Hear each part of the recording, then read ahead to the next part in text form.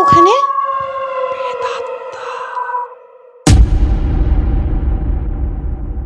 আজকের ঘটনাটি আমার পাশের বাড়ির এক দাদুর কাছ থেকে শোনা একটা সত্য ঘটনা। তিনি আমাকে যেভাবে ঘটনাটি শুনিয়েছিলেন ঠিক সেইভাবে আপনাদেরকে ঘটনাটি শোনাচ্ছি। আমার বয়স তখন 16-17। সময়টা ছিল জন্মাষ্টমীর সময়।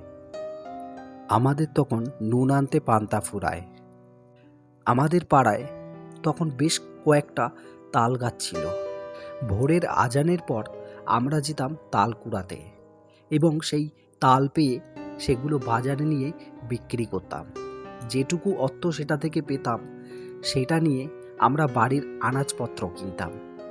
একদিন ভাবলাম, ভোরের আজানের পর যতগুলো তাল পাচ্ছি হয়তো আজানের আগে গেলে তার থেকে বেশি তাল পাবো।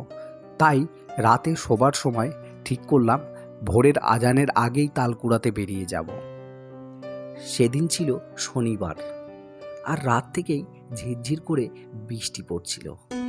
রাতের খাবার সেরে শুয়ে পড়লাম। মনে মনে ভাবতে লাগলাম ভোরের আজানের আগে যে কোনোভাবে আমাকে উঠতে হবে। সেই মতো ভোরের আজানের আগে উঠে পড়লাম। সাথে একটা ছোট ব্যাগ নিয়ে বেরিয়ে পড়লাম তাল কুড়ানোর উদ্দেশ্যে। তাল কুড়াতে গিয়ে কিছুটা তাল পেলাম এবং সেগুলো ব্যাগে ভরলাম। কিছুক্ষণের মধ্যে আমার সামনে একজনকে দেখলাম যার হাতে সাদা একটা বস্তা আছে। সেও তাল কুড়াতে গেছে। সে উত্তর মুখে দাঁড়িয়ে থাকায় আমি পেছন থেকে বুঝতে পারিনি কি রে, কে ওখানে রে? এমনটা বলা মাত্রই সে পেছন ফিরে তাকালো। আরে এ তো মন, এই তুইও তাল কুড়াতে এসছিস? হ্যাঁ, এই চল তো পুকুর পাড়ের ওই দিকটায় যাই। ওই দিকে তো বেশ কয়েকটা তাল গাছ রয়েছে, ভয়ে কেউ যেতেই চায় না।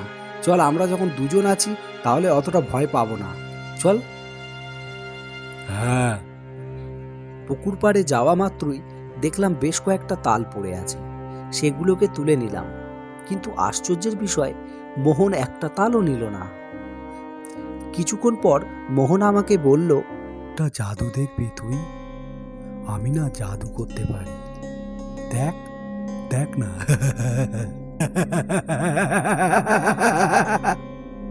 এই কথাটা বলে মোহন একটা তাল গাছ ধরে মাকড়সার মতো খুব তাড়াতাড়ি সেই গাছে উঠে পড়ল। যখন সে তাল গাছের একেবারে শেষ প্রান্তে উঠে গেল, উপর থেকে ধপাস করে কিছু একটা পড়ল, কিন্তু আমি তাকিয়ে দেখলাম কোনো কিছুই নিচে পড়েনি, অথচ আওয়াজ হলো। আমি নিচে থেকে মোহন মোহন করে চিৎকার করতে লাগলাম, কিন্তু কোনো সাড়া শব্দ পেলাম না। বেশ কিছুক্ষণ আমি ডাকতে লাগলাম, কিন্তু কোনো সাড়া শব্দই পেলাম না। তাই আমি শেষমেশ ভয়ে বাড়িতে দৌড়ে পালিয়ে গেলাম। বাড়িতে গিয়ে আমি ঘুমিয়ে পড়লাম। সকালবেলা ঘুম থেকে উঠে সেই তালগুলো নিয়ে বাজারে বেরিয়ে পড়লাম বিক্রি করার উদ্দেশ্যে। রাস্তায় যেতে যেতে হঠাৎ একজনের থেকে শুনলাম মোহন নাকি গত রাতেই মারা গেছে। তাহলে আমার সাথে ভোরবেলা তাল কে কুড়াচ্ছিল? কিছুটা অদ্ভুত মনে হচ্ছিল। বাজারে তালগুলো বিক্রি করে বাড়িতে আসা মাত্রই সারা শরীর জ্বরে পুড়ে যাচ্ছিল। সেদিন রাতের বেলা ওষুধ খেয়ে আমি যখন শুয়ে পড়লাম, শোবার কিছুক্ষণ পরে আমার চোখটা খুলে গেল, আর একটা শব্দ আমার কানে এলো। আমার পাশে কেউ শুয়ে আমার কানে কানে বলছে, চল, তাল কুড়াতে যাবি না? চল আমার সঙ্গে, আমরা দুজন তাল কুড়াবো। চল চল আমার সঙ্গে, আমরা দুজন তাল কুড়াবো।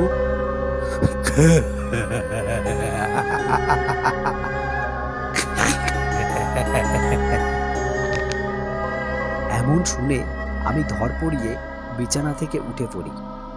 নম্বরটা জ্বালানো মাত্রই আমি কাউকেই দেখতে পাইনি। পরদিন সকালবেলা উঠে আমি আবার মাকে সব বিষয় খুলে বলি। মা আমার কথা শুনে সেদিনেই পাশের পাড়ায় এক ওঝার কাছে আমাকে নিয়ে যায়।